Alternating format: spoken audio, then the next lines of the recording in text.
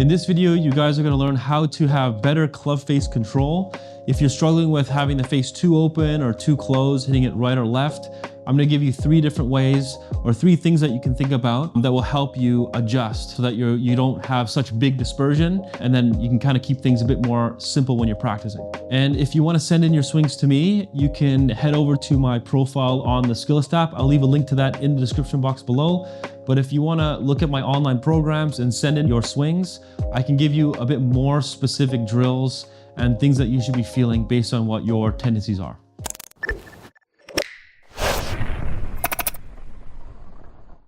Okay, so solution number 1 has to do with your grip. Now, the grip is so important when it comes to club face control because one, it's really the only thing that's attached to the handle or your club. And based on how you're holding it will influence how you take it back or how much mobility you have in order for you to close it or keep it more open or whatever. Now, if you are struggling with having the club face too open, okay, which I think most people have issues with that, you'd want to take a look at your lead hand first. A player that struggles with closing the club face will tend to have a weaker left hand on the grip. So what that means is for a right-handed player, their left hand will be turned to the left a little bit too much. Okay, so it would kind of look like this. The thumb is kind of more along the front of the handle. So when your hand is positioned this way, it makes it really difficult to get the club to turn over. You won't have as much range of motion in your wrist. So again, if you look at that from this perspective here, I'm putting in a lot of effort to try and get the club face to turn over. Whereas if a player has a stronger left hand grip, where that left hand is kind of turned more kind of on top, so the thumb is positioned a little bit more kind of to the side of the handle. When you're looking down, you can kind of see maybe 2.5 knuckles, okay? Then mobility-wise, it's a lot easier for you to get the club face to turn over or close. Okay, so if you look at that, I'm not really putting in much effort there, and the club face is kind of closing a lot easier. If you are kind of doing the reverse, like if you're closing it too much, again, you can kind of look at perhaps weakening that lead hand grip instead of strengthening it. Okay, so make sure, step number 1, the grip is kind of in a better position, okay, based on what your tendencies are. Tip number 2 has to do with your wrists again, but throughout the backswing, okay? In the backswing, the biggest thing I always see with almost everyone, okay, is as the person takes it back, they open the club face kind of like this with the club head kind of behind, okay?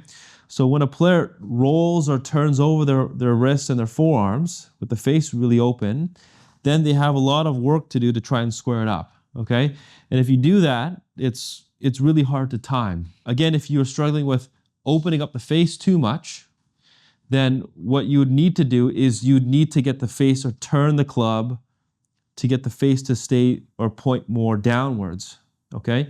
So you can see, if we use the Hackmotion sensor here, and we pull up how much my lead wrist is flexing or extending, when I have the club face more down, my lead wrist doesn't go that much into extension, okay?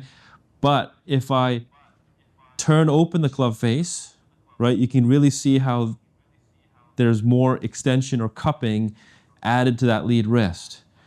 So you would want to make sure that you feel like, one, you're just turning the grip down so that the club face is pointing more downwards, okay? And then throughout the backswing, even after this point, you don't want to roll open the face again, okay? That's another mistake that people have. Even though they have the intention of keeping the face down in the takeaway, they still open it as they complete their backswing, okay? So you can see all that extension I'm adding again.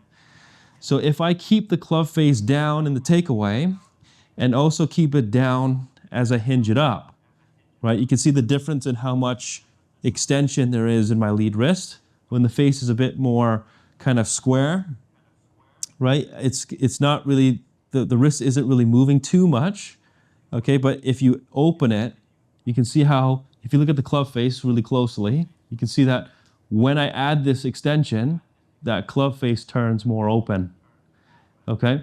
And then vice versa. The more I flex it or keep it flexed, the club face kind of points more towards you guys.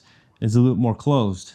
So now, if it is more closed at this point, then when you come down, you don't have as much work to do to get the club face to square.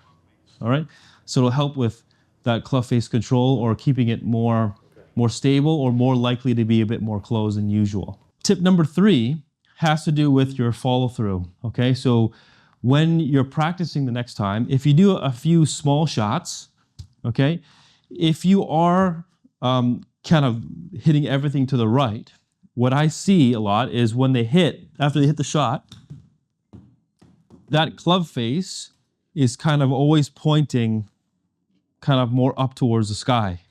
What you actually want to look for, what the ideal position is when you go through it, that club face, the toe of the club points more up, the face is pointing more directly to the side. Okay, so if you make a small swing and you just hold it in your follow through, if you have the face up, that means that you've probably left the face open through impact, okay, and the ball's more likely to launch to the right. Okay, and then reversely, if you go through it with the face kind of rolled over too much, then that club face is going to be pointing more down to the ground. So let's show you if you are closing it too much, right? So the ball launched left, I'm kind of rolling it excessively, that club face is pointing down. Okay, so as a really good drill or awareness drill to gain some club face control, if you in practice keeping that face down, making sure the face stays square as you hinge it up, and when you go through, the club face is able to kind of get to pointing to the side or toe up, then that probably means that you're keeping the face fairly stable through impact. To review, remember, tip number 1 was the grip, okay? That lead hand, you gotta play around with how strong or weak that left hand is based on if you want the club face to be more closed or more open. Throughout the backswing, you don't want to have this club face roll open. Now, some people who hit it left, they might be really down with it, okay? In which case, you only want it to be a little bit down. Just a little bit down is enough, and when you take it back, you're keeping it a little bit down. You're not rolling the face open again. And then the last tip is you just focus on where the club face points in your follow through. So to do this, you do a very small and slow swing or slow shot just to see where it is. But you kind of see when I do it, right? The club face is the toe is kind of pointing more up to the sky, face is to the side. That would mean that your club face is kind of rotating at a good rate. If the face was pointing more up, like this, then you've left the face open. You didn't actually have it square through impact, okay? And then last, obviously if you're hitting it left, you'll see that the face is kind of turned over facing down. These 3 tips has to do with kind of how you're setting up with the grip, what you're doing in the backswing, and then what you can look for in the follow through. So if you guys have any questions, please leave a comment down below. I'll be happy to try and answer them for you.